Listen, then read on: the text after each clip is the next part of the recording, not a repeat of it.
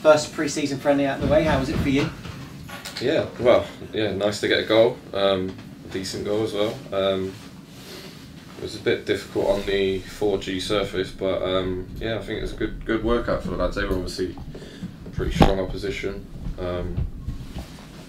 Obviously the results are not really massively important. It was more important that we tried to get 90 minutes or whatever, as many people as possible, and try and avoid any real injuries or whatever. So it was good, yeah. And now obviously we go again. I think there's a game today and then a game tomorrow as well. So they obviously come thick and fast. We've got some quite big games, so I look forward to them. Which one are you playing in this week? I'm playing tomorrow in Mangotsfield, I think. So nice little local trip around the corner, yeah. Of course, good to see Stuart Sinclair back. It adds to the competition, doesn't it, this season in midfield? Yeah, it's good. There's 4 or 5 of us that can play in there, so I've always said that's good to have competition for places, all over the park, and especially it's a long season, and this league's going to be more competitive than what it was last year, and it's important that we have backup for if people do get injuries and suspensions and things like that. That lads are coming in with a lot of quality, and there's not going to be no major loss, like I say, if someone does have to miss a game. Got a familiar face training with the squad at the moment, Jennison Williams, someone you know from Port Vale, of course. Yeah, one of my best mates. Yeah, I've spoke to the gaffer about him, and obviously he's a good friend of mine, so I was a bit biased, but no, he'd be a great addition if we can get him on board. And last time he played in this league, I think he got in Team of the Year, and he probably got double figures in goals. And I know a lot of people have said I know he's too good for this league, but if we can sign him, it'd be a great signing for us, and it'll cause problems for other teams that we didn't really have a winger like that last year when I came. We sort of had wingers that maybe would come inside, and we didn't really have someone with that pace and wants to get to the byline and put crosses in, and it's massively important, I think, in this league to have some pace in the team. Yeah, we asked you what it was going to be like dropping down to the conference, but League Two, is it a few years since you last played at this level?